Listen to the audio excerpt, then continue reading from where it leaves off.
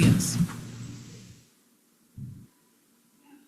That, yeah, that image is kind of shows. Well, it wasn't, I don't know, it was advertised. All right, good morning, everybody. This morning's Waterway Advisory Committee meeting starts at 9 a.m. Go ahead and call to order to start this meeting. Agenda item number 1 is discussion decision regarding approval of Waterways Advisory minutes from 4/17 and 7/17. Any motions to approve the minutes? I would move to approve the minutes of the April meeting, Second.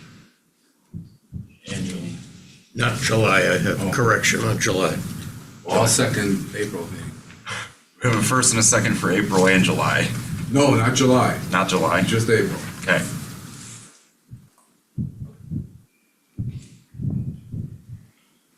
So April passes, right? Well, he hasn't voted on it. So we'll go ahead and take a roll call vote to pass the April meeting minutes. Aye. Aye. Aye. Perfect.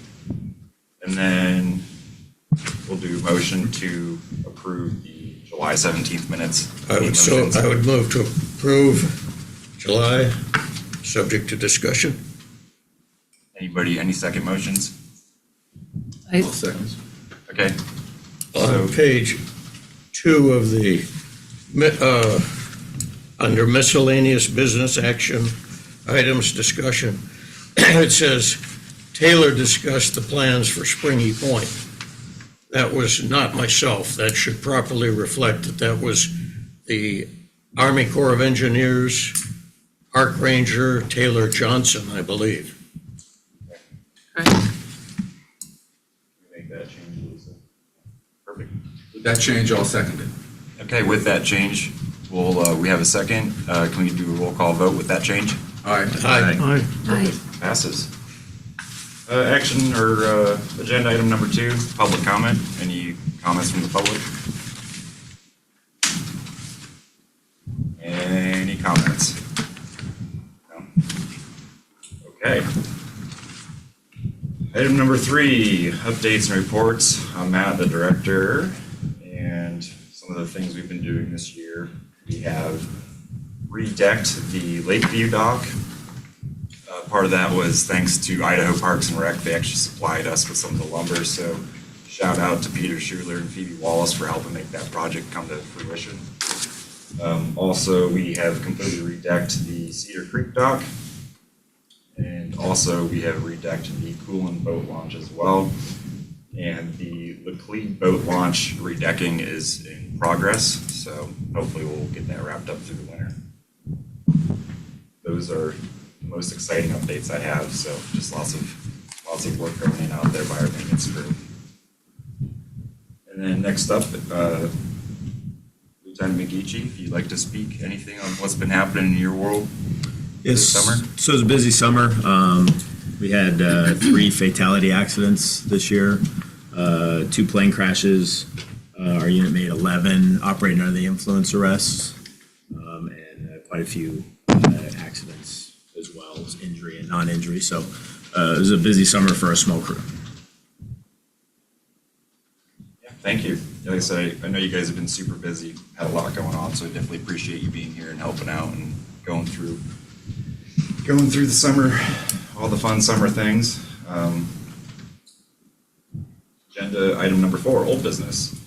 WIF grant, Waterways. The tow vessel vehicle has been purchased and we are working on outfitting it. So that's great. We found a vehicle for the grant we wrote this past winter and have that truck purchased. And so now, yeah, we're just getting ready on outfitting it and getting it ready for good work next year. Also, update on the ORFAC grant. That was another grant that we wrote last fall. That was to do the Priest Lake navigation lights and to redo the Granite Creek dock. Both of those grants are in progress. The pilings are going in up at Priest Lake, and Copper Bay is getting us special cap inserts for navigational lights. So they've been really great to work with. Very appreciative of that.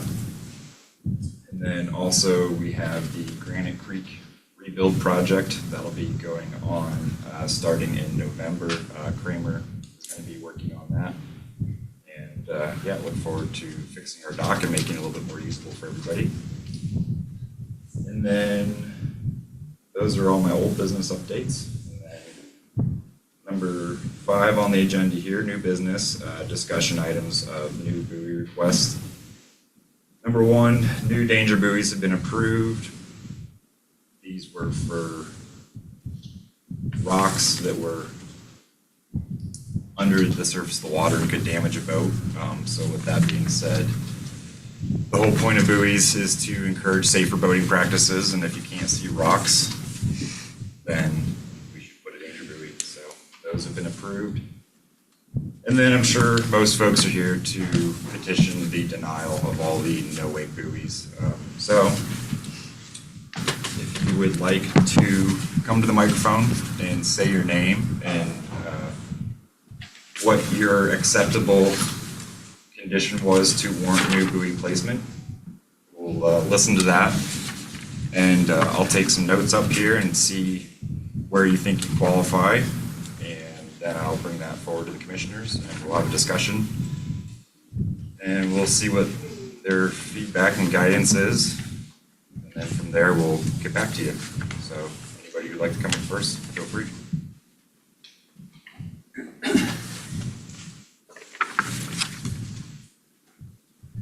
I'm Roberta Bagley. I live at 100 Thema Drive, and we are in one of the Thema sloughs. Our waterway is very narrow. We petitioned for a buoy several years ago. It was approved, and then it never was placed.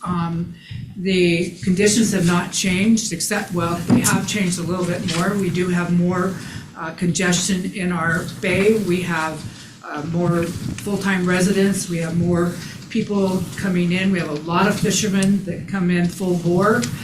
They're getting ready to do their bass fishing. They do not adhere to a no-wake zone at all.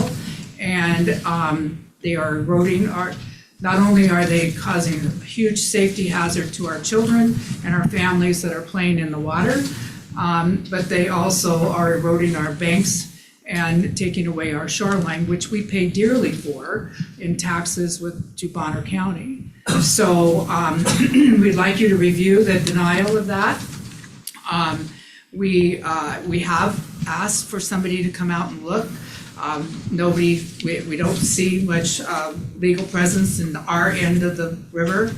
And I think some of it is just lack of knowledge that they cannot come in with a weight, but then there's just absolute inconsideration. There are a number of my neighbors that also came to also speak to you about this, and I brought letters of the people who were working. I have one more letter. I am not very I'm technologically challenged, let's say, so I didn't know how to print that last letter. So if you want, I could read it to you, but otherwise I have these to submit, unless you want them read. What was your name again? I'm sorry? Your name, so I can just get It's Roberta Bagley, Bagley.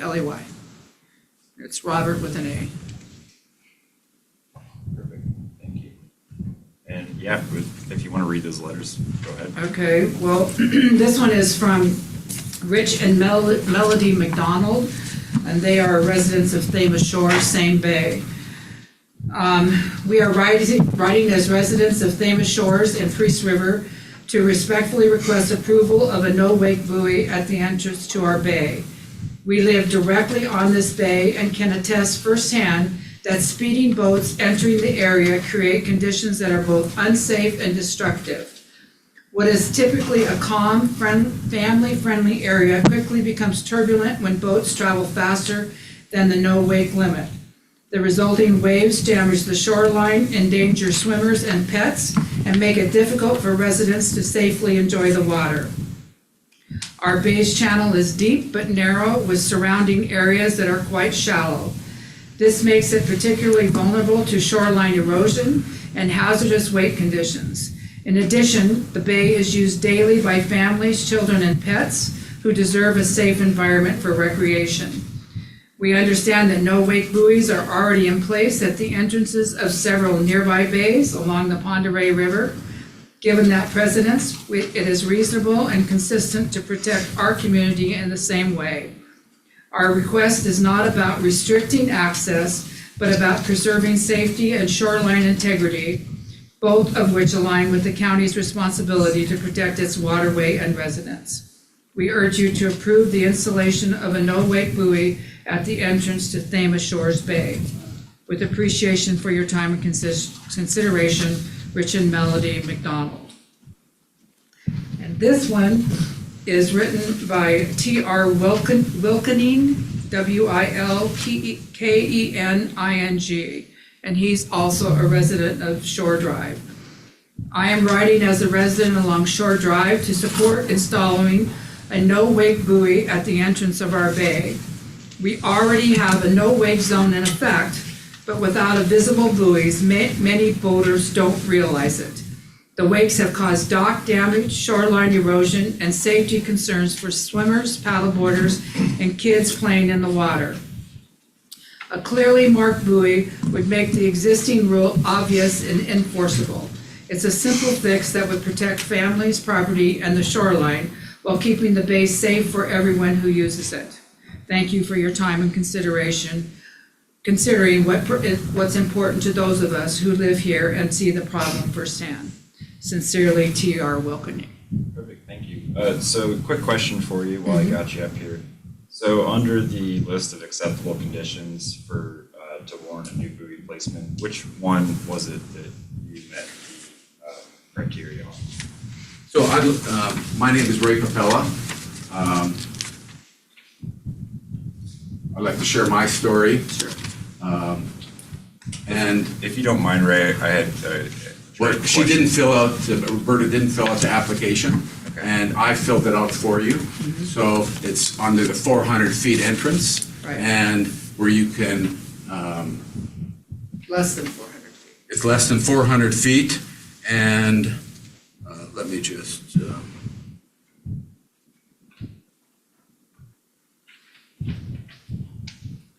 We have it right here if you, It's the number 3. okay, if it's located in a channel that's less than 400 feet wide, that reasonably can accommodate a boat on a plane. Right. And while Roberta's here, are you okay if I share some thoughts here? Sure, go ahead. Okay. My name is Ray Capella. I've been sitting on this board for 10 years. We moved on the Pend Oreille River 1997. Ray, can I ask you to use the microphone? Oh. Only because you're not Zoom. Okay. We moved on the Pend Oreille River in 1997. We lived just down from the Fish and Game Morton Slough boat ramp, and our property borders the Pend Oreille River and Coquilala Creek.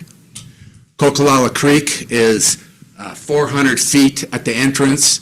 It goes back about 15 to 2,000 feet. There's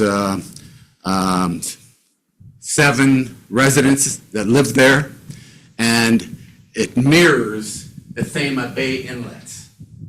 The only thing different is the population in the Thema Bay is probably 2-3 times more than what it is where we live. For 10 years, or many years, we were experiencing the same issues that you folks have experienced. And when you have a entrance of 400 feet, boaters don't see a no wake. Even though our no wake zone is 200 feet, 400 feet, it's a no wake. For years, we stopped people coming into Coquilala Creek, explaining it to them. They never understood it. In 2008, our community got together and went in front of the board and explained the situation, that we want no-wake buoys. And the board, back in 2008, Totally agreed. We got 2 no-wake buoys. Fast forward, 2019, 2015, I was part of this board. 2019, our previous director, Nathan Denhams, the county wanted to redo the buoy ordinances for Bonner County. So we created a subcommittee. On the subcommittee was Nathan Demons, the director, the sheriff, for the Marine Sheriff, I was, because I represent Ponderay River, and Idaho Department of Lands, Justin Eshelman, because Idaho Department of Lands are the people that permit all the buoy permits. So we created a new process for what we're going today, but the long version of the process, that before Nathan Denhams left Bonner County, we created a final draft that went to the county that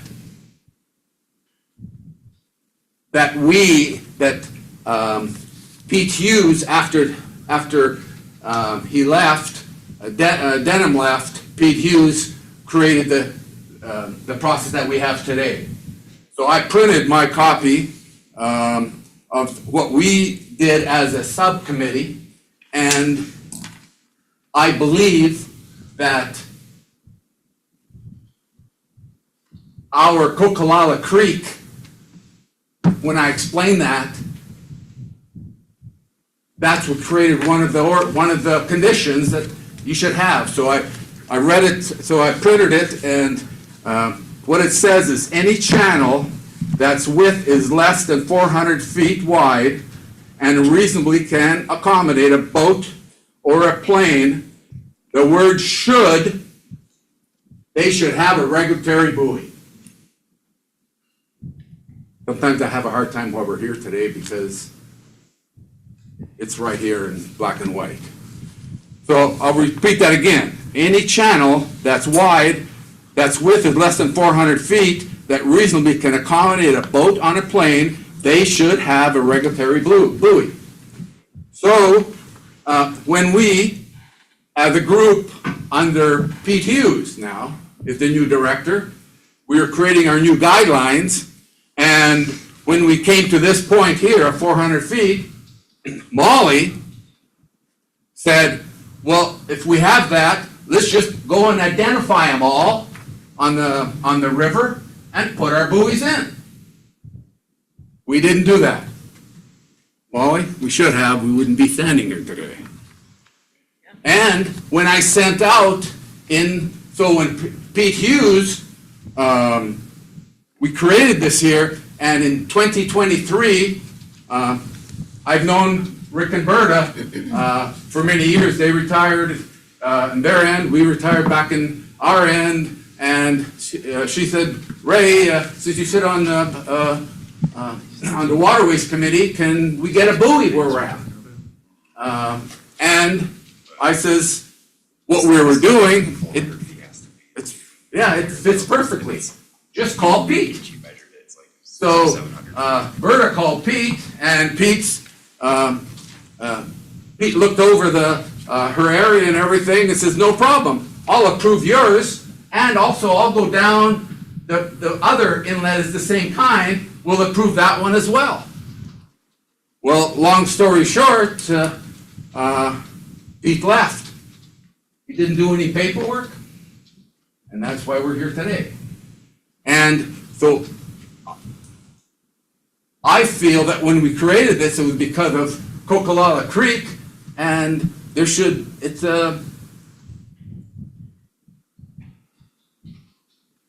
a textbook case. When I sent everyone a letter, an email in spring, and Forrest replied, Ray, it's a textbook case. Hey, it should be done that way. So I'm saying these folks need their buoy, and they should have a buoy. And that's what we created. That's what we created. with the Department of Lands and with our new form, and we should approve them. Thank you. Thank you, Ray. Now, I do believe Lieutenant McGeechee, you had discussed with Ray some of the patrolling that had gone out there, and I believe we actually had measured with GPS across that section. So the thing you keep discussing is that it's 400 feet wide. So although that little tiny bay area, the entrance is less than 400 feet wide, the actual river itself is more than 400 feet wide, and I wouldn't say that boaters are naturally drawn inward towards that point. But McGeechee, do you have any feedback from any Marine deputies to that situation? Yeah, so the conversation I had with Ray was, in the 6.5 years that I've been here, I'm not aware of any complaints that we've received about that area, about boats going in there on plane. I read and review every call for service that we get. Now, and I could be wrong. It's obviously I read a lot of calls, but not aware of any complaints that are there. And my recollection of what we did the subcommittee isn't quite the same as Ray's. We talked about channels, and so a channel to me is a deep navigational area that you could go from one point to another. This is an inlet. So when we talked about identifying those areas that were 400 feet, we talked about places like East Twin Island and Priest Lake and sections of Strong Island on the river, Fisherman's Island on Lake Pend Oreille. There are some areas where you can traverse from point A to point B to get to another spot. This is an inlet that you go in, and the only thing in there is the inlet. So those were my primary concerns, is that I don't view this as a channel. I view this as an inlet, and I'm not aware of folks calling. And I agree that it probably is people that are uneducated. One of the problems that we have in this county, or in this state, sorry, not the county, is the lack of mandatory boater education. So people can go buy a boat and they can go do whatever they want in it until we pull them over and they're like, well, I had no idea. And I think a lot of people, when we talk to them about no-wake areas, really don't have any idea. And so I do have processes in place to try to educate folks. When I get complaints, bow numbers, we contact them, we have conversations with them, we send letters to them in an effort to try to educate folks as well. So I think there are other ways to address issues like this if it is a significant concern. So those were my Just curious what you guys think the best way to monitor that is, because no one's out there Can you please 24/7. come to the microphone and say your Yeah. name for the So record? Alex Scarpelli, I'm down on Thema too, and I'll pass this around. I have We 24/7. keep you at the microphone. I have 24/7 monitoring of the area, so my young kids swim out there 4 months every year, 5 days a week. And I see every boat that goes by, and I've seen fishermen go right by my kids swimming. So I like it recorded, that if something happens in the future and you guys don't put a no wake zone in there, and someone goes by and clips one of my kids while they're swimming, that it's recorded that I do have 24/7 Sure. Well, first of camera out there. all, there is a no-wake zone there as soon as it gets But actually, within people don't. 200 feet of a person in the water. So that waterway too, I don't know if you guys have seen it, there's a buoy on one side, and I would probably disagree with all of you that access way, people actually come through over a beached area and Yes. don't realize that it's pretty shallow, but that area is thousands, I don't know what it would be, but from Scott's Point to the other side is very wide. So yeah, the deep channel might be smaller, but the whole area, they can actually come through, and I've seen boats every single day on the weekend go through the shallow end, because they don't realize it's only 4 or 5 feet deep. Come to a dead stop. They come to a dead stop or get beached there. But I do have camera, and I mean, if that's what you guys need is, hey, here's another boat, fishing boat went by my kids swimming, I'm happy to provide that. I didn't realize that we had to report every incident. So, well, you don't have to report every incident, but if you see a violation of the law or something that's unsafe, we certainly And encourage the that. other issue too is back where Debbie's at, so I don't know if I took GPS, I can go do it. Thousands of feet back there, when those fishing boats go all the way back to the very end, and they're trying to get out, they're gonna try to go faster. And that's usually the problem is, yes, they come in fishing and they go really deep, and then it takes a while to actually putt out and get back out to river. But So they they're usually speed hurrying up. To the next spot. Yeah, they're usually fishing on tournament, because they're always tagged on their motors.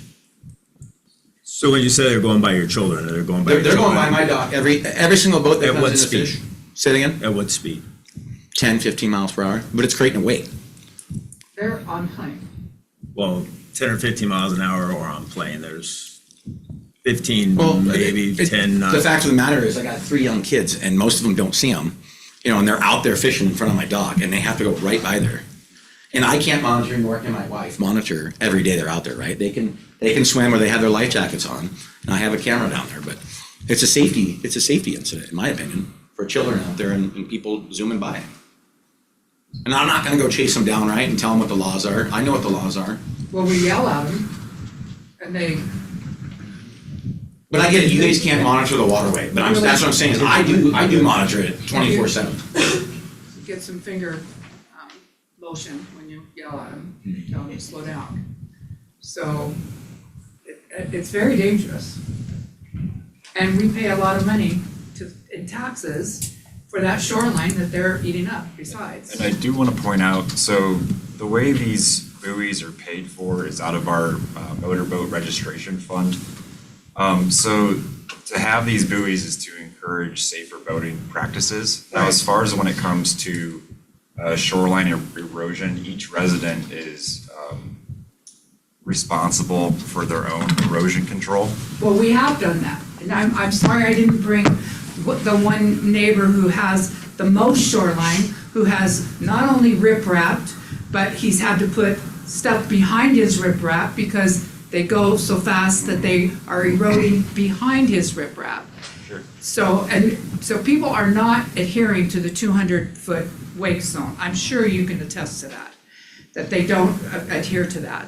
Yeah. So, but when you get in a congested area like ours, where we have all these children and boats and toys out in the water, which is why we bought our places, then it becomes a huge safety issue. And it would be really sad if one of our children or grandchildren got hurt. It'd be more than sad. Mr. Chairman, may I make a comment here? Sure. It occurs to me that the price of a buoy is a lot less than the price of additional sheriff's salaries and benefits. The price of a buoy is a lot less than potential litigation against the county should a child get hurt. I know the sheriff has repeatedly told us they can't be everywhere. Right. And as a realistic matter, when you call the Marines deputies, very likely they're not going to be in the vicinity because people don't break the law when they see the sheriff's boat there. I think we've created a process. I think we need to not sit here and categorically deny every request that was made in accordance with the process. I think we need to apply some common sense here. We've seen what's happened in the neighboring county, Kootenai, that ended up with a very frustrated populace getting the entire Spokane River regulated to no wake. I fear that might happen here if Bonner County doesn't take a more open and cooperative position with the folks who live on the waterway, who have seen repeated violations that clearly the sheriff can't see. Right. And I think it would help our county commissioners if we, as an advisory board, would at least take a vote on this issue to let the commissioners know how we, as an advisory board, feel about your request. I don't think, personally, as a board member, I wasn't involved in the denial or approval process. I think those denials and approvals were made largely by the sheriff's office. I don't know that. But I think it would help the commissioners if we, as an advisory board, hear your position and we would take a vote on it, an advisory vote. May I ask a question, please? I think I heard you say, this is Commissioner Williams, that you had an approval at one time. Does the board have documentation that she got an approval that didn't get put in place? And when did the approval occur, Mrs. Bagley? I'll share when the approval, it was Pete Hughes, and when Roberta asked if they could get a buoy there for the issue they're having, I said, call Pete. So it's verbal, not in writing? She called Pete. Correct. Pete, we discussed at our meeting 2 occasions where I asked Pete if everything is handled over there to move forward with it. He says, don't worry about it, everything's all done. So I want to clarify, in a meeting, there's a record of... Well, I don't know if there's a record, because we don't, if there's recording, then there's probably is a record. But if it's in our minutes, no, there isn't. So what he's saying is we can't find any evidence in our minutes that that actually ever happened, although it was verbally discussed. So we asked them to resubmit an application, and that's why we're here today. Okay, so she got a verbal, and Ray recalls the verbal. And Jim, who sat on the board, sent an email, he recalled it twice. And the sheriff's position, can we clarify the sheriff's position on this person's request so that I can understand it? Because one of the things I'm hearing her say is, we said yes, and then now we're saying no.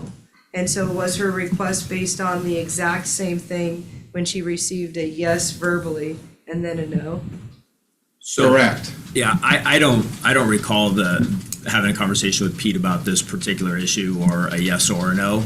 Although my position on this and every other thing is consistency. So if we said yes, then we should investigate that, and I think that plays a part in this.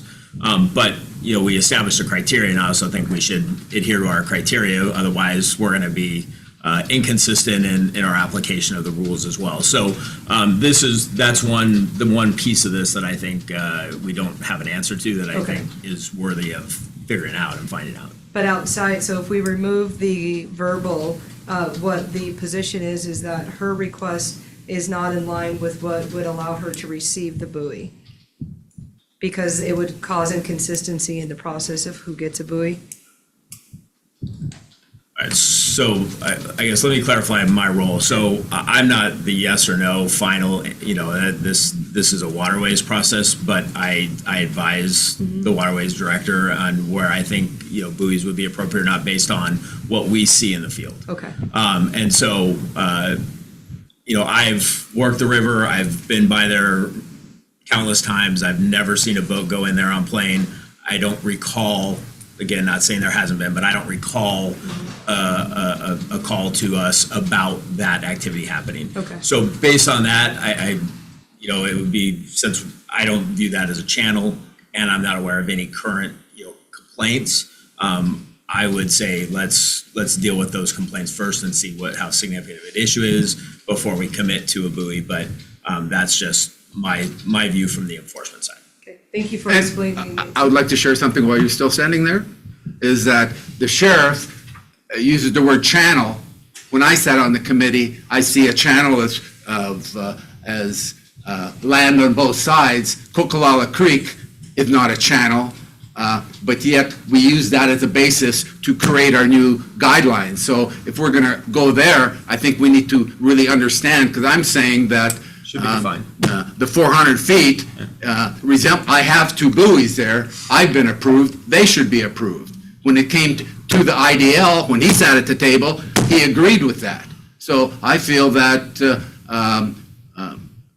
we should give it to them, and we should relook at our 400 feet, how we look at what is a channel, what isn't. The other thing is, one of these inlets, I believe, goes under the Highway 2, and there's a lake on the other side. So is that a channel? I believe that's more of the channel, how the sheriff thinks about it.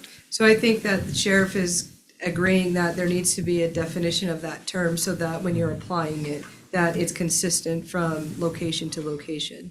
There is a Coast Guard definition of it, but there's not a definition in our county ordinances, and we're going to review those this winter anyway, so I mean, that's an opportunity. I looked at the state law too to see if there's a definition of a channel there. So that was from a subcommittee standpoint, if we're gonna use that kind of language, we probably should define it. I Yeah. think that makes it easier for everybody. Okay, all right. Thank you for providing clarification. Thank you. Anybody else on the board have any comments on this one? Could you remind me how many buoys and where?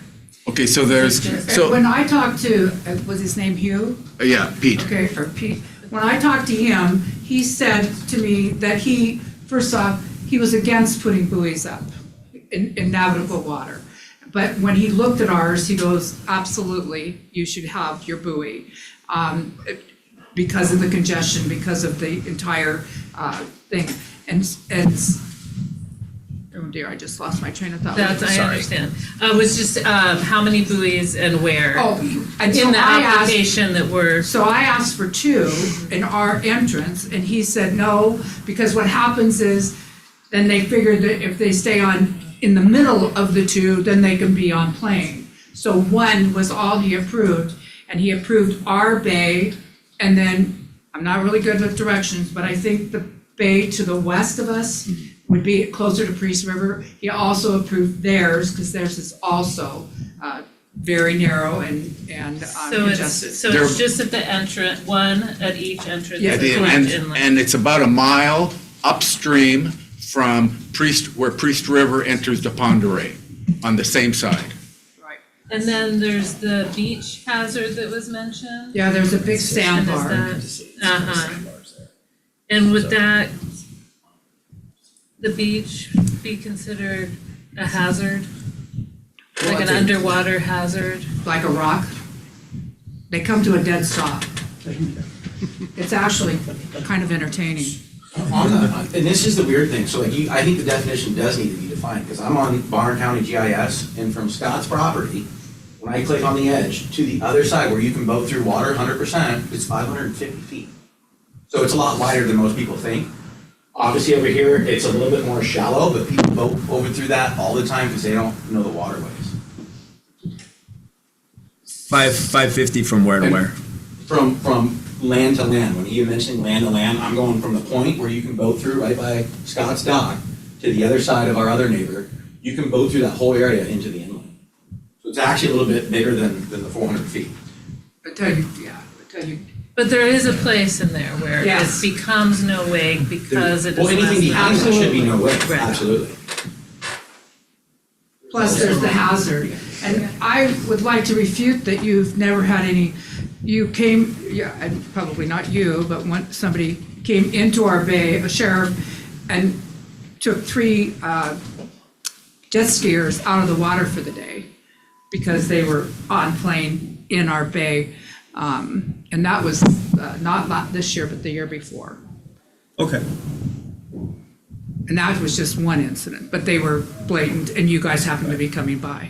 Right, so if somebody just saw that and took action on it, then that wouldn't be a call for service that I would read, so, Oh. does that make sense? So I just want to make sure I understand.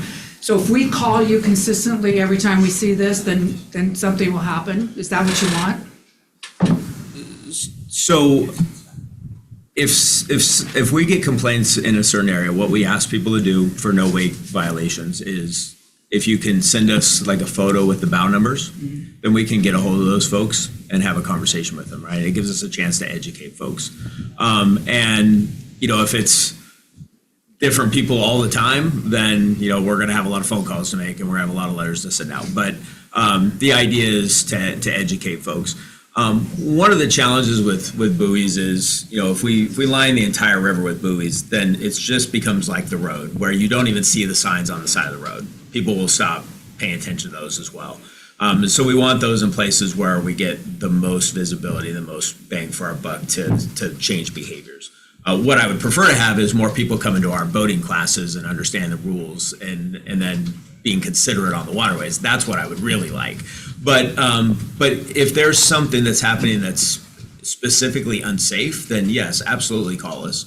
Now, as Wynn mentioned, you know, I have, this year I had 8 deputies for the entire county. And we have about 144,000 boatable acres in this county. So the chance that my deputy is going to be right where they need to be at that time, I can't promise that. But if we are, we'll go and we'll take a look and we'll do this. We cite a lot of people for no wake violations, and we take action. So it is certainly something that we we enforce and we pay attention to, and we recognize the concerns that the public has on that. So absolutely. Perfect, thank you. Any other questions from anybody else on the board?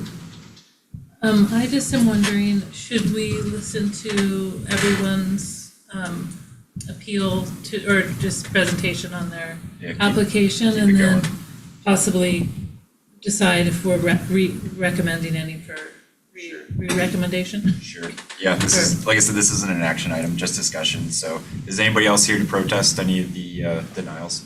Well, why don't we ask, does anybody else want to speak on this one? Why don't we try to go Sure. one by one so we're not all over the place? Does anybody else? That's all right. Anybody else want to speak on this one? Yeah. Perfect. And just get your name. My name's Scott Ralph, and I own basically the point, we call it, the edge of the bay that's furthest out. So as you approach the bay, my dock's the first dock you're gonna see. And we are constantly yelling at people. We have swimmers out there, people come high speed in there all the time. And of course, the sheriff's not around usually when this is happening. Are we talking on the same FEMA area? Yes, Oh, exactly, okay. right there. And our dock is right there. Across from me, Excuse me, can you point to this where you are, please? Is that appropriate?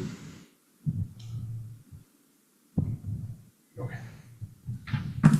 So I own all of that Okay. brown. My dock is right there. Okay.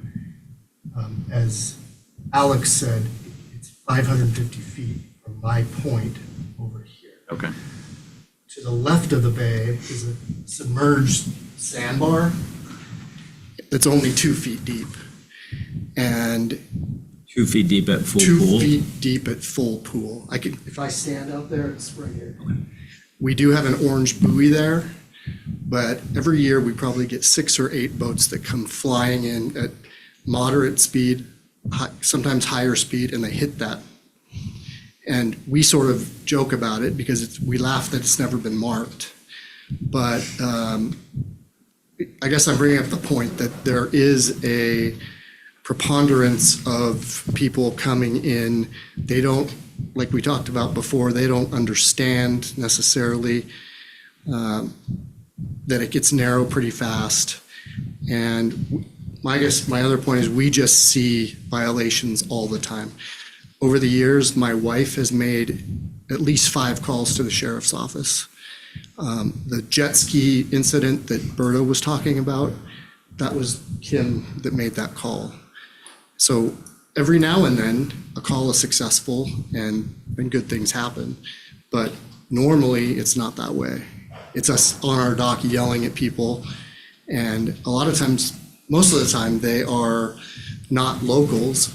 So they come flying in, do their thing, and they're gone. And unless I'm standing there with a camera all day long, I'm not going to get whole numbers. They're in and they're out. Of course, our neighbors are good about these things. So thank you for your time. Thank you. Okay, thank you. Next, who was looking to, discuss? Can I get your name, please?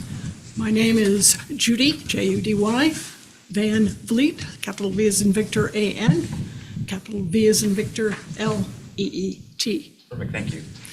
And I am representing the, I guess it would be the east end of Gypsy Bay Road and Trestle Lane, which is a private road at the end of Gypsy Bay. We have petitioned for no wake buoys along that stretch of the river. I think if you look at maps, and I brought some extra pictures, we are probably the narrowest point of the river. Is it less than 400 feet? No, it's more than 400 feet. However, we are main channel. So is the main channel less than 400 feet? No, Okay, And that is one of the requirements. Well, the main channel is probably 430 yards across. Okay, so more than 400 feet. Yeah. Okay. So on that grounds, no, we do not comply. Okay. However, what we're looking at is a safety issue, because it's the narrowest part of the river. We are downriver, if you're not familiar, from Dover. We're just on the other side of the train bridge going towards Gypsy Bay, and it's a nice curve in there. People come under the train bridge and they cut the corner, number one, going by all our houses. And also it gets very congested. As we all know, our family has lived in this area on the river for over 13 years now. And I think we've been coming to the Waterways meetings for about the same amount of time. And we're having the same discussion today that we had 13 years ago. Traffic is increasing. It's gotten worse since all our area got discovered and more people have moved in. Gypsy Bay is now, I think, totally built out, where before there were lots of empty lots. We're also seeing a lot more traffic from people from Coeur d'Alene, because it's hard to get on the Coeur d'Alene Lake now, and they've discovered our area is easier access to get on. So traffic is increasing. So there are days that, especially weekends and holidays, when a lot of boaters are out, that our area is very, very active. And I know there's no wake 200, I think, as other people have said, nobody pays attention to that. And also, frankly, it's difficult in our area because it's so narrow. When you get through traffic going both directions, up and down the river, then you get wakeboarders and surfers going around the edges. Then you get tubers who like all the wake that's being created by these boats, zooming in and out, and the jet skis then liking the wakes even more, jumping them. It becomes a free-for-all. And like when a tuber or kids fall off, or wakeboarders, they stop to pick up, or skiers stop to pick up, they stop in the middle because they're trying. Most of them are trying to be good. But that stopping in the middle, now everybody's going around them. And that then encroaches on the 200-foot no-wake zone, and nobody pays attention to it. We have seen from the pictures, there's been some, if you look at those, there's numerous, and that's just one occasion, where paddleboarders and kayakers have almost been run over by boats. It's getting very hazardous. Some of the paddleboarders are elderly folks, because there's a lot of retirees, and we've seen them dumped off their paddle boats into the water from the excessive wake that happens. On weekends, there's times we're just a bathtub churning. It's like a wave pool in our area, of all the wake going around and back and forth, sloshing and everything else. So it's becoming a safety issue. At some point, somebody's going to get hurt. We saw some near misses this year. And what we'd like to do is maybe, as I put it in our application, is we'd love 4 no wake buoys, but we'd be satisfied with just 1 or 2 to kind of make like a bicycle lane, where at least the paddleboarders and the kayakers and the swimmers could have a lane that they could count on boats not racing by and getting them. So. Matt, is there any way does everyone know where they're located? Mm-hmm. Is there any way we could get a vision from Google Earth and to really understand the way the water flows over there? Well, there's a picture on the map. The picture, yeah. If you go through underneath the next picture down. Yeah, if you look at what she provided, Ray, you can see where she's at. Right, okay. Did you find the buoy placements? I'm familiar with it. I'm very Find the buoy familiar with it. I just placements wanted to make already out sure there? everyone else was familiar with it. Did you get that picture? The problem we also have is because when on windy days, we're kind of a protected little area from the hills, so there's very little wind wave action, so we find a lot of boats that are down by, say, Morton Slough in that area. When the wind kicks up, they come down to our area to do the wakeboarding and also the tubers, because it's not as rough until they make it that way. It's kind of crazy. Ideally, you'd close it off at Gypsy Bay, where you've already got one no-wake buoy, and just cross the river and make it no-wake through the railroad bridge. I know the sheriff's department have caught people blowing through under the bridge. They don't even stop for the no-wake under the train bridge. You're right about that. I won't talk about who. Worth it. So, a couple questions for you. I looked at your pictures and the videos you sent, so thank you for that. It's always helpful to see those things. The pictures of boats close to paddleboarders or kayakers. So the law currently allows a boat to continue on plane within as long as they're 50 feet or more from that other vessel. So those are vessels. So I don't think the pictures or the videos that you sent demonstrated that they were within 50 feet, Well, although. the picture I put you, that's right in your packet there, shows that they almost ran over those kayakers. But they came down to no wake in that video, right? So Barely. So if they're at no wake, they can go 2 feet from them, right? According to the law, they can be right next to them. They just have to be at no wake speed if they're within 50 feet of them. So how often are you seeing that? Where they're within 50 feet and blowing past? Because if you're 75 feet away from someone and you go blowing past somebody, that wake is probably going to knock you off your paddleboard if you're standing up. Well, we've seen it happen. Yeah, but that's within the law, right? Is what I'm saying. Well, So I'm trying to understand That are not. how often are you seeing them within 50 feet on plane?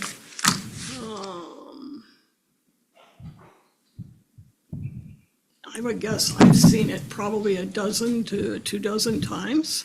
This year or what? This year. What period? And I can say for the sheriff's department, we've seen a boat stationary in our area looking out for things. Maybe I could count on one hand, probably 3, 4, 5 times. We're there a lot. We're in your area a lot. Disagree with that, No, we're in your area a lot. because we're home all day long. Yeah, trust me, we're over there Yeah, quite a you're bit. going through, but you're not stopping. And how many miles of shoreline and navigable water do you guys try to patrol out there? Because it'd probably be pretty hard Oh, to. yeah, there's a lot, but we spend, obviously, a lot of our time is spent in some of the higher density areas, and you're in one of those. There's no doubt, but we spend quite a bit of time in Dover from Gypsy Bay, back through Dover. We're out there quite a bit. So one of the questions I had was buoy placements, because I know we already have some buoys out there. So I was just curious how that played into this request. Yeah, so currently the map I got sent from our maintenance staff who services all the buoys, we actually have 2 buoys placed out there, which would be located as, one of the conditions is located on a river bend or lake point where the natural flow of boat or traffic is drawn inward. So we do have 2 buoys placed under that guideline already on that bend. That's up at Gypsy Bay. It's not down by the bridge where we are. Because they cut the corner, when you come under the bridge, you see that buoy, no wake buoy up at Gypsy Bay. And people use that as a marker to go for. So when they head for that buoy, it brings them right in next to our side. I mean, it doesn't swing them out with the bend, they cut the corner. Yeah, and according to the map I have, like I said, from our maintenance crew, is that's where they have 2 of them currently. Like I Yeah, said. they are there and, Yeah, okay, not- so there are 2 buoys there. yeah, Okay. but it's not helping down to our area. So you're saying the buoys aren't helping? Not particularly, no. Okay, so then why would you want a buoy if they're not helping? Because they're better, at least they give people an idea visually of where 200 feet is, because math is hard. People don't seem to know where 200 Yeah. feet are out. They see we have a mooring buoy out, and they think that's the marker. So they Yeah. go screaming right next to it, because they have no concept of how far 200 feet. And actually, in our point of the river, I would argue that if you had 200 feet no wake up from either side of the bank, there would be a very narrow channel right in the middle that people could use. You said it was about 400 meters across there, 400 yards. 400 yards, that'd be about 1,200 feet. Yeah, but Okay. 200, 400, that gives you a fairly narrow channel in the middle for everybody to be doing their sporting events and passing through for through traffic and everything else. It's not enough room in that area for everything that's happening there. Just for the record, those 2 buoys are at the launch ramp. Yeah, Gypsy Bay They too, launch. that's basically, I think, what they would put there. It's just with a launch ramp, right there in Gypsy Bay. And Matt, I will say that in this particular case, boating traffic is kind of pulled towards that south shore because of where the crossing is for the SI bridge. Because they, for some reason, they put it on that south side. So that is, I know one of the issues that we have there. it's a problem. So would and you it's- recommend a relocation of one of the buoys that's already out there to help with that traffic flow? 'Cause we could always do that as well, if that would be more helpful, is to relocate. Yeah, without the buoy that's there, would they still naturally be drawn inward? Which is one of the Yeah, criteria. and so, yeah, that's why I was asking, where exactly those buoys are, because I think sometimes we can look at placement and try to direct that traffic a little bit more effectively and see how that goes, because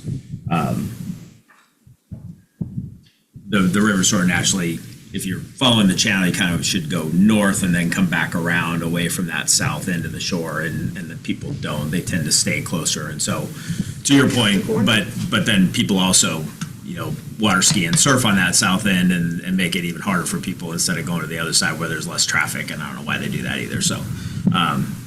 We also have lots of people who like to water ski over there with no observers, and, there's all kinds of things going on in your area, so.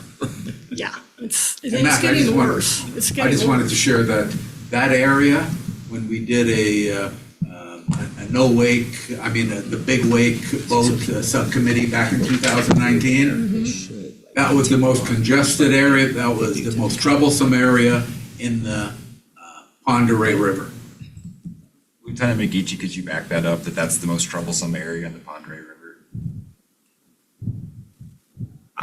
I would say that it is one of our higher density areas for boat traffic. On the river, there, Strong Island and parts of the Thame area are probably, some of our busier sections. Sure. I can just say that it would be nice, as time has gone, after 13 years, having this discussion forever, this area is going to grow more. I would highly recommend the county get on top of where they're going with long-term, more people getting on the water, and how you're going to control, or at least educate people on safety boating practices, because what we're starting to see, which I kind of was mentioned way back when, was they brought out Lake Havasu, how people would just congregate, tie boats together, party in the middle of the river, where to the point nobody could get around them. They just bottlenecked the river. We saw that this year. We saw boats being tied up together. We saw them expanding out, groups of people partying on their boats and all tied together. They were in the middle of the channel, so everybody had to go around the side of it. I'm going, yep, it's starting here. Pretty soon they're going to get bigger parties because they like going down to Swan Shores area, which is a shallow area, kind of probably like your beach area, where they can park their boats, stand out in the water up to here, and hang out there. So then they get more party, they get more groups coming together, and they like being around us. It's getting worse. We're gonna have to get on top of this. Thank you. Thank you. Any comments?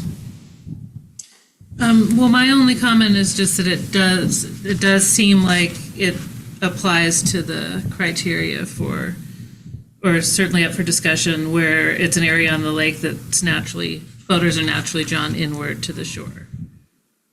Which is why we're gonna have the buoys there. Right. Which is, I think, that's the question But we we're have to ask. questioning, Yeah. whether they are in an effective place, or maybe encouraging that movement.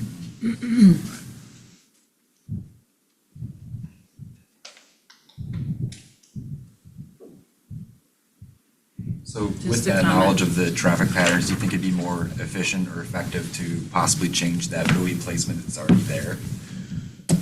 Because we could try to work on controlling the navigation there if we Yeah. remove the buoy.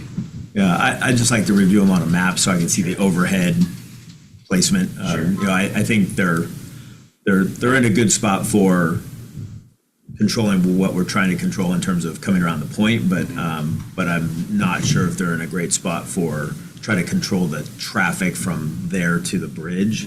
And so that might be something we look at and see if there's something we can do there to replace those, or, then consider if we need another one to help push that traffic away a little bit more. I would like to add that we, as homeowners in our area, are more than willing to buy a buoy or 2 or 3. We'll pony up for them, so it doesn't cost the county anything for more buoys. Thank you. Any further discussion?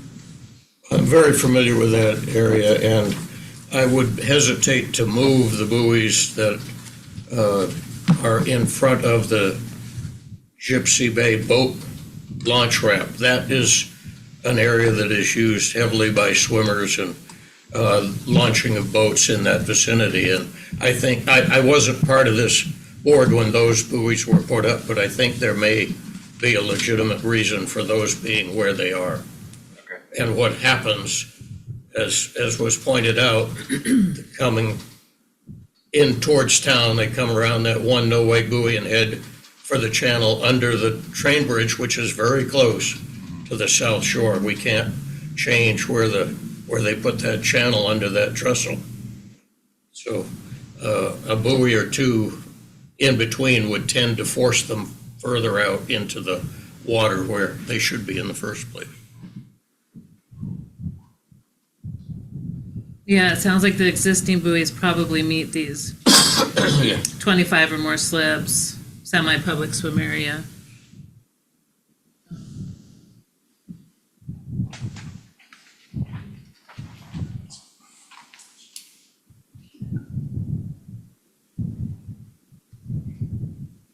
Any other discussion?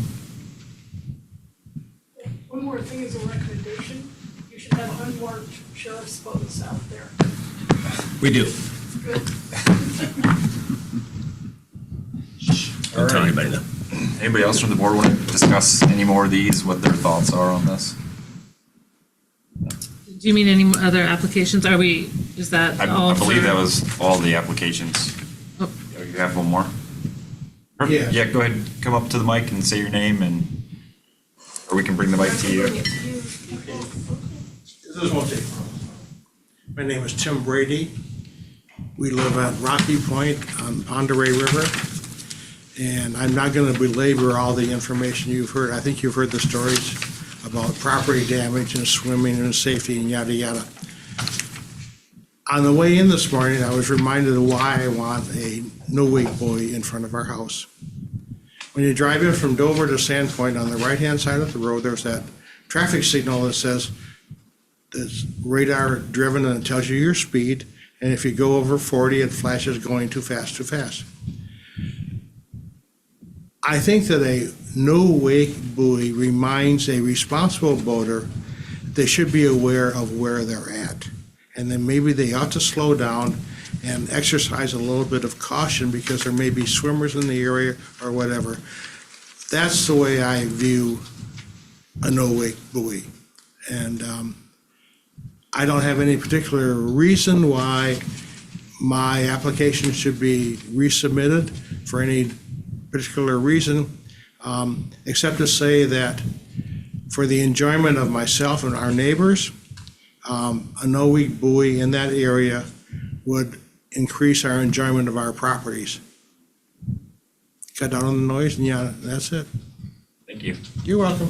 Mr. Brady, Yes. I was unsure from your application exactly where on the river you're located. We didn't get a map or a picture You know where showing. Rocky Point is? I think so, yes, yes. Okay. Where is it? Just I don't know where it is. Oh. If you go west from the Long Bridge, I don't know. You know where the So Thorn you're Research you're Center in was? you're in Dover, Rocky Point in Dover. We're at the borderline between Sandpoint and Dover. Yeah. So Oh, okay. so right west of the Dover Marina. East of the Dover River. I'm sorry, east of the Dover, East, yes. okay, right, oh, okay. Just right down the road. Right over Okay, there. right. Yeah. On the north side of the river? Or the? Correct, the north side of the river, that's right. I think I know right where you are. Yeah. So it's right there. And I have it pulled up here on Google Yeah. Maps. So under the list But of his address acceptable doesn't come up conditions, which one were you going for? As far as it being a natural, located on a river bend or lake point where the natural flow of boat or traffic is drawn inward? Are you going for, located in a channel that's less than 400 feet, a marina, or which one of the conditions? Under those conditions, I don't believe it qualifies. Okay. But maybe I just like to buy the franchise for all children below the ages of 12 has to wear an orange swimming cap. Flashing on it. Well, I don't know about that. I'll go with everybody. When you're down on a plane, you can see the head, the bobbing head. When you're trying to get up on a plane, you can't, because your bow is inclined 15, 20 degrees, and it really destroys your visibility. And that's the main feature about the safety of boaters. If they're down on a plane, you can see around you. You're not gonna hit someone.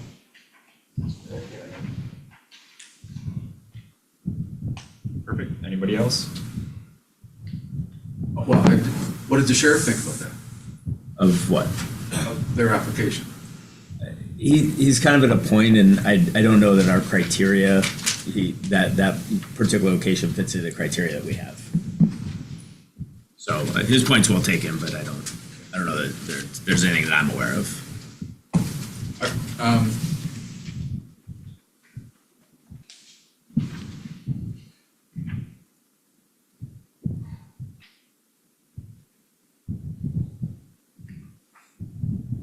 Are you the gentleman that already purchased a buoy? Yes, So my question is that buoy going in? I'm not going to say.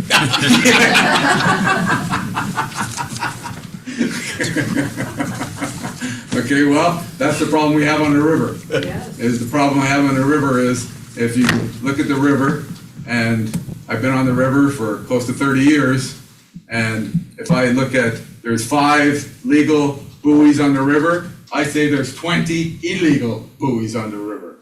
Thank So- you for that education. Right, and, well, the thing is that the sheriff explaining earlier, if you see so many signs on the road, you don't need to see them. Well, if you remove all the illegal buoys out, you'll see all the signs. You see, I mean, if you're driving down the road and it says, slow down, and every neighbor has a slow down, slow down, slow down, which one is the real slowdown? I'm a believer that all these folks put their time and energy and into making these applications, and then if it's not approved, or a lot of people don't want to go through all that and they put illegal buoys, we don't have a, IDL wants to take care of, Idaho Department of Lands wants to remove all these illegal buoys, but they have no support. I've been here for 10 years. We've talked about removing those illegal buoys for 10 years, but every 2 or 3 years we change directors, and hopefully maybe our director is going to stay for a long time, and it never gets to the highest priority where we can do something. And with the sheriff department having only 8 people, they can't monitor them, so what do we do? I think that's a major problem that we have on the river, probably everywhere. So Ray, just to clarify, placing a buoy in the water without a permit is illegal. It's a violation of state law, and it's subject to a fine of up to $2,500 plus fees for IDL's time. So there are regulations in place. Yes, sometimes enforcing those regulations is difficult, but they are in place. And So these folks here at Thema Lane, I mean, in the Thema area, there's 2 inlets. We're talking about a buoy for each one. But the lower one, they got the yes from Pete 2 years ago, Which was unrecorded, correct? which is unrecorded. Okay. Correct, which is unrecorded. They got the okay from Pete 2 years ago, but this summer, when I went there in August, the lower inlet has a no-wake buoy. When I called Berta that she was declined for the upper one, the upper, she says, oh, they made a mistake, Ray. I've been approved, but they put the buoy in the wrong inlet. I said, it's an illegal buoy. Oh, no, it's not illegal. Hey, it looks just like the county.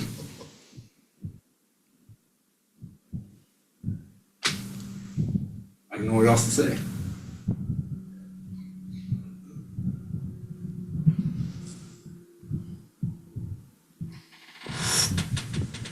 May I make a comment? Do we want to reconsider having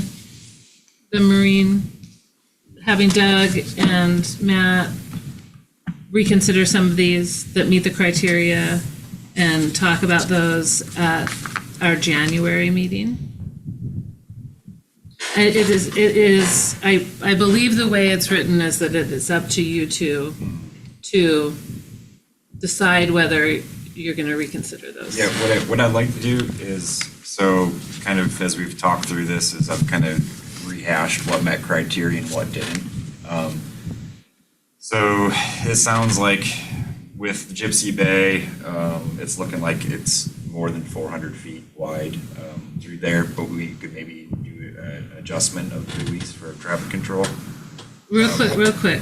I don't think it has to meet all of those, correct? Like, it just needs, One of them. Let's make it one. just needs to meet one. Correct.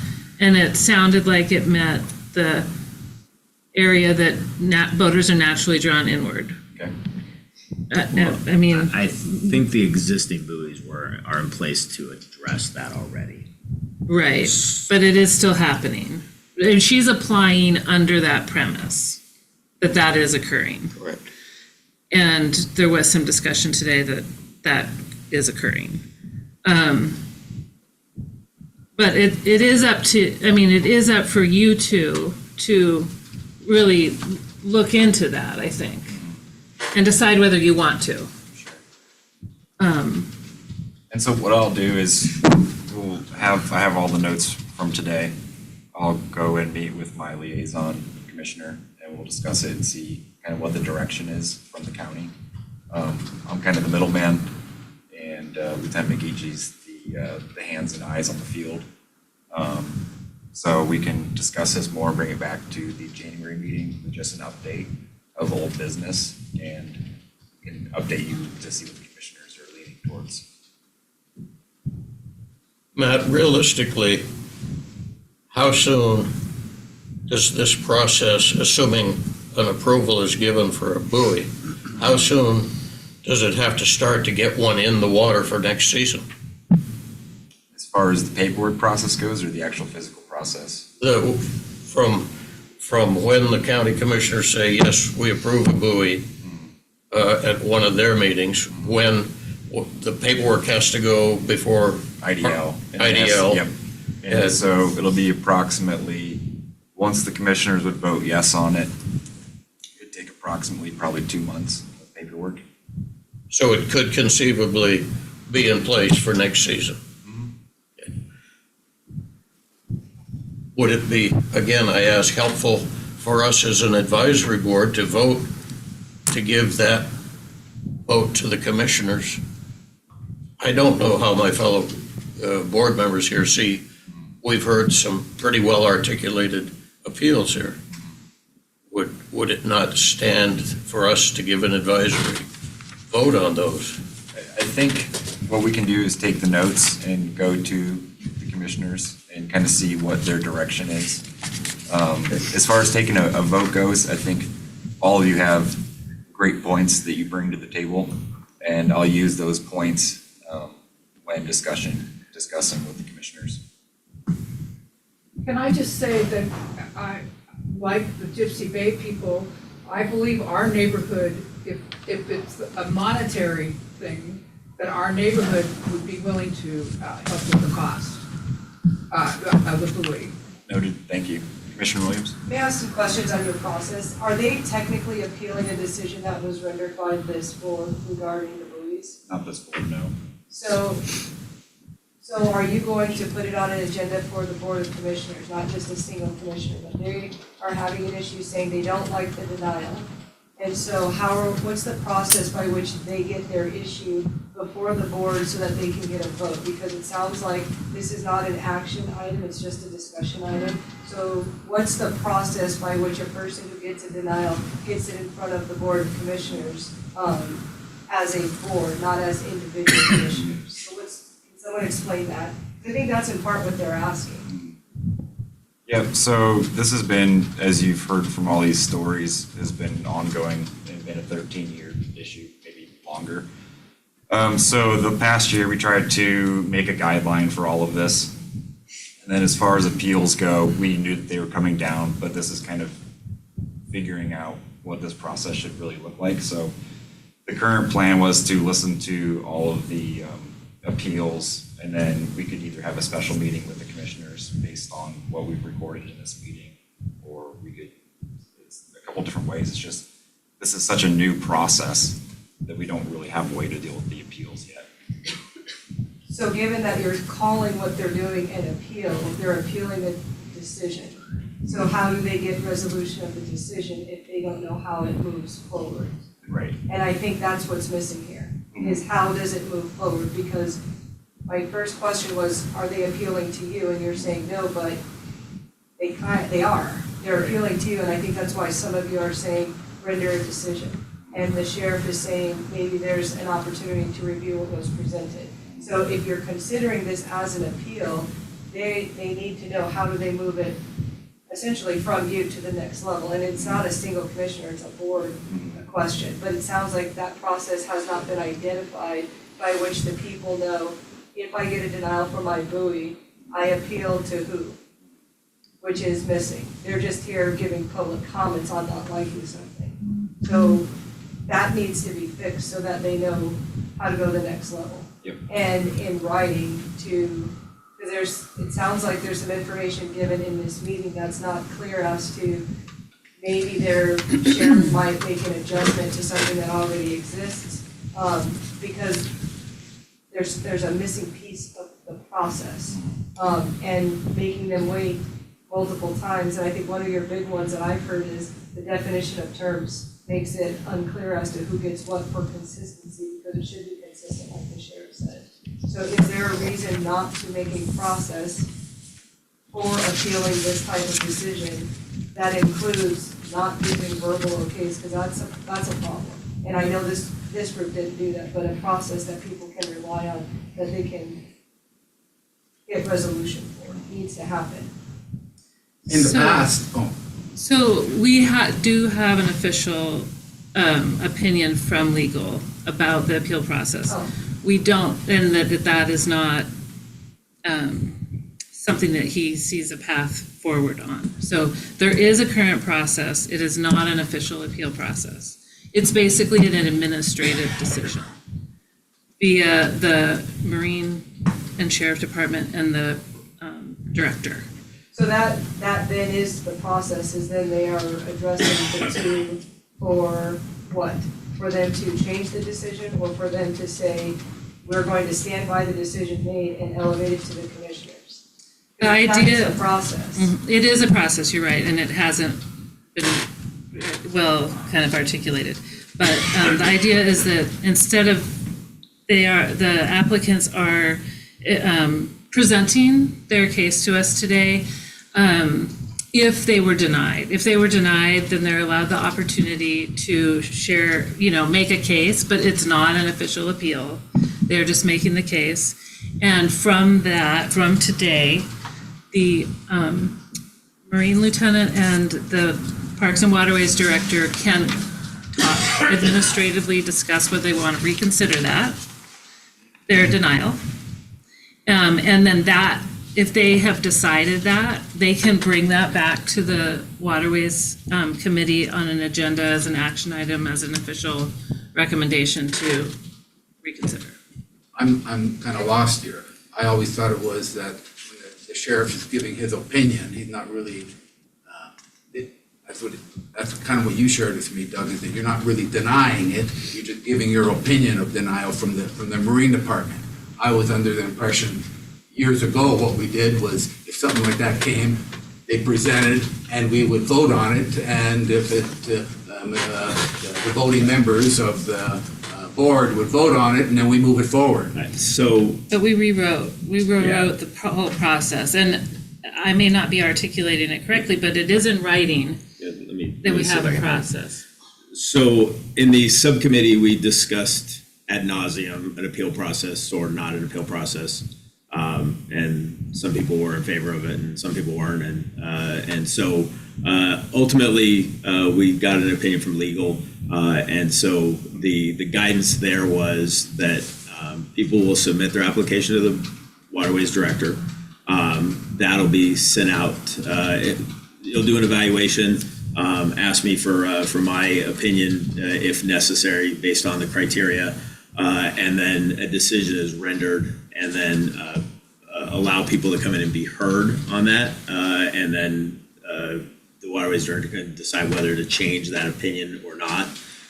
But there was no pathway to the Commissioner's office and no formal appeals process. It was just a public comment, ability to come in person and be heard on the process. So that's what that process ended up looking like. So you're not making the decision of acceptance is solely with the director.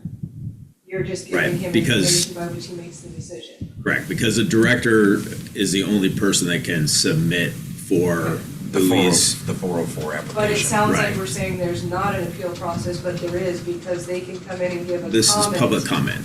A public comment by which they're asking for reconsideration. Their comment is a reconsideration request. And so although this could have been identified as an action, discussion, decision, by which they give a public comment, and then the director says, oh, I didn't consider that, I want to make a vote to reconsider that application. Because you're saying that he can undo the decision that was made to deny. That's what it sounds like you guys are saying.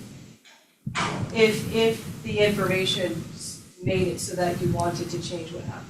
It's just, instead of doing it in this meeting, we're gonna kick it to the next meeting in January. Well, I guess as the only staff member that was part of all this stuff from the beginning, let me just say that this process didn't follow the way that I recommended. But, because I think this would have all been good to hear before we made a decision. And I think that was probably, the intent was to be able to hear that information before we actually made a decision one way or the other. So your point's well taken, that I think at this point, we're hearing an appeal to a denial where it was really just designed to be public comment and to provide more information to base those final decisions on. Okay. So since you're saying it's a decision of the director, why do you have to wait until the next meeting if the board isn't making that decision? Why can't the director take this information and then kind of follow up after then with the sheriff's office and use the maps? Because I think that's a critical piece, like you said, and then make a further determination on what happened. Because you didn't use this board to create the vote on these applications. So you don't necessarily need to wait until January to address the concerns voiced in public comment. And maybe then after this one, make a process by which people address it but not that you change your appeal, but that it gives this information before so that you don't have to undo. What do you think about that? Because you didn't use the board, so you don't need to wait to January to tell them the answer. You could review it with the sheriff's office and say, okay, I reviewed it based on public comment, and yes or no. And then if there is no process to go beyond this board, then that is a process to say this is the last level. Does that seem reasonable? Because then you don't need to wait if you can make that decision, because I think in part, some of the people are wanting, and I think it was commented on, how long does it take to actually get it placed if you change your position? And would they make it to the next voting season? And that would address all of those concerns and kind of expedite resolution of it. Yeah, I agree, and I'd also like, for Matt and I to talk about this for next year in terms of timing, because going out and being able to do evaluations, it's a whole lot easier to do those at full pool. So as the water levels come down, the conditions aren't the same. So I think, moving this process forward, even though that probably takes us into the summer, which is really hard time for me to do those things, that's really where we have to probably do our evaluations anyway, because that's primarily the time of year that we're also talking about the concerns that are occurring. So I do think that there are a few things that should be cleaned up and how, what the flow looks like. And this is the first time, so I think we're trying to figure out how to make this work. But I think it's really important that, we have the public comment time, because a lot of times I think we get much better information from people when they come in and they engage and they talk to us personally than what we get on the paper application too. So. And then you can have an opportunity to verify, because being fair to the other side of the coin, there's a public aspect to the waterways, and so we're trying to mitigate safety and risk and all of that while equally protecting the use of that place. So that's just my suggestion based on what you guys have said and the process. I'm a bit confused now. If this is going to be the process, why do we as a board even hear this matter? Exactly. Exactly. That's what I was thinking. I mean, if it's a matter between the sheriff and the director and the commissioner, Why are we even here? why are we wasting all these people's time here? I didn't create the process. No, I'm not here that's to a talk. rhetorical question. So I don't, and I think that's for you guys to identify what is this process, because I think it's important to give the public an opportunity to address their concerns. And I think that it does have an impact on what the director and what the sheriff are going to decide. And if you don't like that process, then as a board, maybe you guys decide to change that. I'm just saying, as I hear you guys talk and the public talk, I don't think you need to wait till January, given what you're saying your process for this is, and maybe this process lets you know, if we don't like this process, we want to change it. But for now, to address the three that went forward, I don't think we need a January, because you guys didn't vote as a board, and maybe you review your process and the legal input that you have. I suspect the folks here came here expecting us to take action today.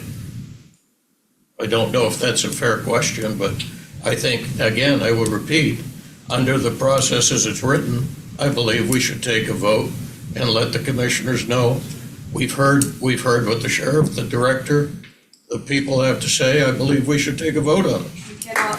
You cannot vote because you guys noticed this as a discussion item. This is not an action item.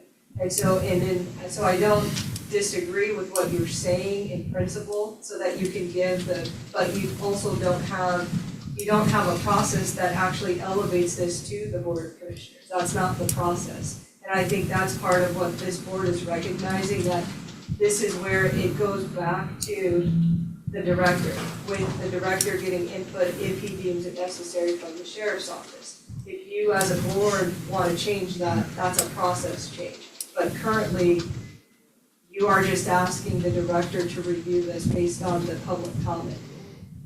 That's what it sounds like you guys have set up here. And that's how I feel about it too. The way it's written, this process went the way it's written, and then this meeting had maybe a little bit more notification and little leeway time, serves as like the check system for the director and the Marine Division's their process that's written down, and gives the public that opportunity. And so our board is serving as this kind of public venue, an open meeting process for how that decision was made, which was administratively. It was made by the administration of the county. And that is how this is written. I'm not suggesting it's working or that it should continue that way, but if we just went through that process. And this meeting is an opportunity for us to think about how that all worked out. Was And there ever a process where if they're denied that they could come in front of the board and at the board we vote on it? not the way we wrote the buoy process. I think Well, that's I'm what Oh. totally, Because I'm lost here. So the board does not vote to make the decision, right? So the reason that everybody's here is public comment. This allows us in a public meeting to allow for public comment and to hear the public's comment as well as the board's input on the issue. But then it goes back to the director for a decision. So And in the- that's why it is. And in the past, it was where they could come in front of the board could vote, and they can go in front of the commissioners, and the commissioners can say they agree, and they get their buoy. Right, but under that past process, we didn't apply for the buoys. Those were being applied for individually by people and supported by the county. Now the county is the only one that can apply. There's a difference. And then, I think there's also, the other thing that the board has to recognize is, there's also other factors that come into this as well in terms of, we look at the criteria, and if something meets the criteria or doesn't meet the criteria, you got, for instance, the channel question, right? And so does that meet the criteria, does it not? Are there other factors that make us want to consider that permit or not? And then once you approve those things, now you also have capacity issues, right? Those are now more buoys that Matt and his small crew have to maintain, put in, pull out every year. And so it increases workload, which probably becomes a conversation that he wants to have with his commissioner as well, and being able to do that. So there's also things that the board doesn't probably see on the administrative side that are also parts of those conversations.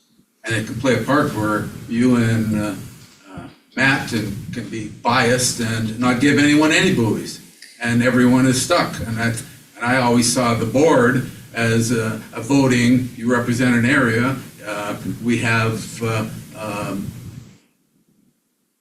that's not democracy to me. But Ray, that's not how the process was designed, and you were part of that design of that Well, process. that's not how I saw it, but Can I anyway. just kind of push this a little bit forward, because you're hitting your time here?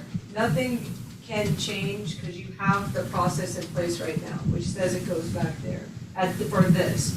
If you guys want to review the process for buoy appeals, that's a different meeting. That's not this one. But I'm just giving input on, you didn't need to wait till January because this board didn't vote, and it's up to Matt to make that decision, and you got more information, and then the people can get some resolution response, but then maybe it's an agenda item for the next meeting to address the buoy process to include whether you vote or what you like, or are you giving a recommendation to the director based on information and review by which he reviews it before he makes a decision. That's a different meeting. I think that's reasonable to look at. But I don't want to say Matt or Lieutenant are biased in the process. It's because that process was made by the board. This is the first time, and we're seeing that there's opportunity for improvement. And so I think they're equally open to hearing that.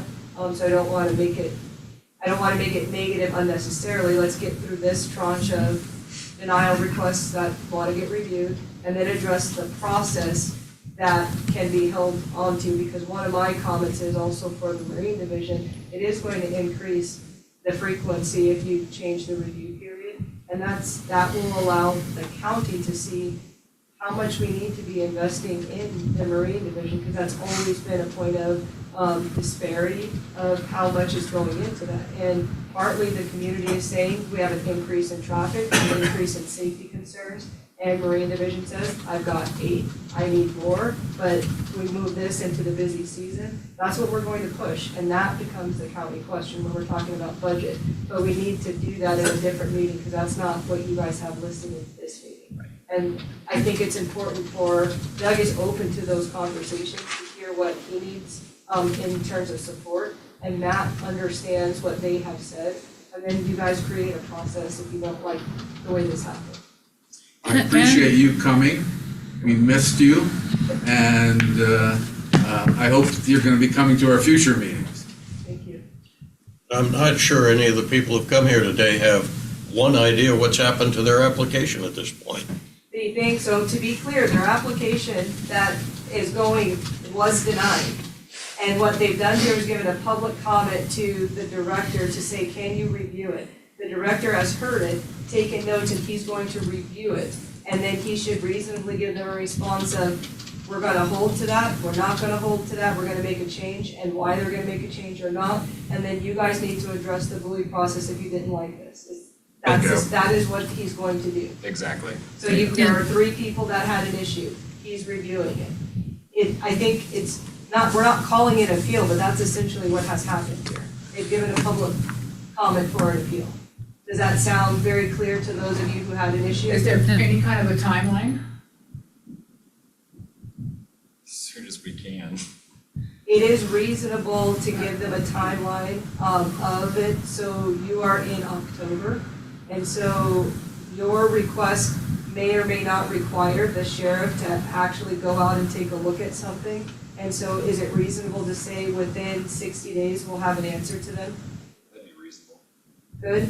So within 60 days from today's date? Better than what we've got. Okay? All right. And I'd like to put a comment on the record, if I may. Sure. Because I think that the Waterways opinion, we can state an opinion on this process, and you all, everybody has. So for the record, I would just support the director reconsidering the FEMA's application for a hazard buoy at the beach, or where there's a shallow sandbar, and a no-wake buoy at the entrance of both inlets. And I'd also support reconsidering the Gypsy Bay based on the premise that boats are naturally inclined to inward on that lake area. And then, so that, yeah, for the record, that's my recommendation. Are we asking for, so that we all know, for a vote from us, or no? Nope, Just- no vote. Okay. For That's the just for record, the I would, record. I would join Molly's opinion on this matter. And for the record, I would like to join Molly's opinion for the record. Okay, perfect, thank you. Any other comments? Try to get back to you guys in 60 days.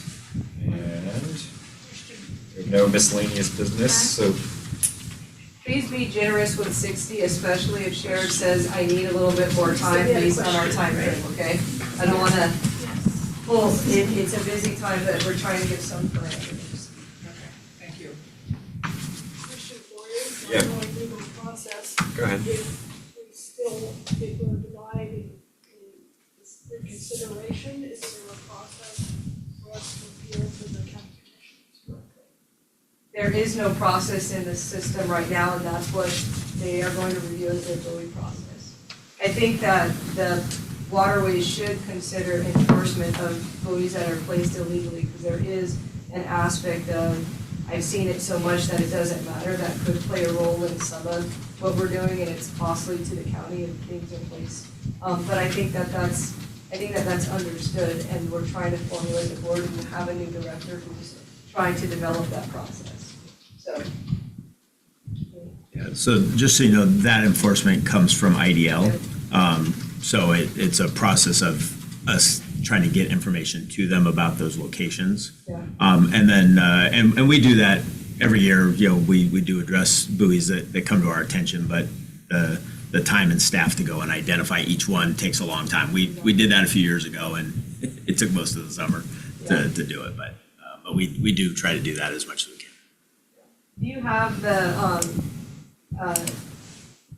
now I forgot, the department give you kind of the waypoints of where your buoys are supposed to be, the way that they do for like driveways on the map? So they're not on a GIS map like that. That would make it way too easy. But I can get them. Is there a reason A that we list. shouldn't ask them to put it on the GIS map so that we make it way too easy? There is. Navigational aids are on there, but not buoys. The buoys. Yeah. Would that help you? Well, and that was something I was working with IDL with, was trying to get this all streamlined. Like I said, I'm inheriting ongoing long standing issue. So this is kind of the first go at trying to fix this process that's been frustrating a lot of people. Well, keep that in the back of your mind, it might be a solution, because that really did help when we were messing with road and bridges and driveways in Blanchard. Is it on the map and where are legal driveways versus illegal driveways based on rules? And it might be something that would be helpful to know where the buoys are, on the waterways. Well, yeah, that's a good conversation, I think, for Matt and I to have, because with IDL turning those into just 2 permits, one for Priest Lake and one for down here, and they'll all be listed in one place, that'll make it a little easier Yeah. too, instead of having all these individual permits that currently exist. So, thanks. Okay. Any more public comment? It is 10:39 and this meeting is adjourned.